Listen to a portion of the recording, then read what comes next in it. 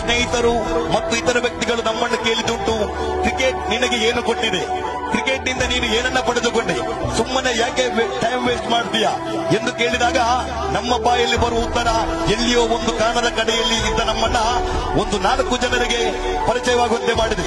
ಈ ಕ್ರಿಕೆಟ್ ಯಾರಿಗೂ ಪರಿಚಯವಿಲ್ಲದ ನಮ್ಮನ್ನ ಜಿಲ್ಲೆ ರಾಜ್ಯಕ್ಕೆ ಪರಿಚಯಿಸಿದೆ. ಈ ಕ್ರಿಕೆಟ್ ಇಂದಿನ ಸಂದರ್ಭದಲ್ಲಿ ಜಾತಿ ಧರ್ಮ ಪಂಗಡ ಎಂದು ಕಚ್ಚಾಡುವ ಈ ಜನಗಳ ಮಧ್ಯೆ ಇವೆಲ್ಲವನ್ನ ಬಿಟ್ಟು ನಿಂತು ಸೋದರತ್ವವನ್ನ ಮಹತ್ವವನ್ನ ತಿಳಿಸಿಕೊಟ್ಟಿದೆ. ಈ ಕ್ರಿಕೆಟ್ ಗುರುತು ಪರಿಚಯವಿಲ್ಲದ ಆಟಗಾರನ್ನ ಅಣ್ಣ ತಮ್ಮಂದಿರು ಹಾಗೂ ಒಬ್ಬ ನಿಷ್ಠಾವಂತ ಸ್ನೇಹಿತನಾಗಿ ಬದಲಿಸಿದ ಈ ಕ್ರಿಕೆಟ್ ನಲ್ಲಿ ಗಳಿಸಿದ ಸ್ನೇಹ ಹೆಸರು ಎಲ್ಲವನ್ನ ಯಾವತ್ತಿಗೂ ಮರೆಯದಿರಿ. ಮಾನವೀಯತೆಯನ್ನು ಸಾರುವ ಮೂಲಕ ಕ್ರೀಡೆಯನ್ನು ಆನಂದಿಸಿ ನಾವೆಲ್ಲರೂ ಒಂದು ಎನ್ನುವ ಭಾವನೆಯೊಂದಿಗೆ ಆಟವನ್ನು ಆಡುವ ಮೂಲಕ ಕ್ರೀಡಾ ಸ್ಫೂರ್ತಿಗೆ ಪಾತ್ರವಾಗಿರೋಣ.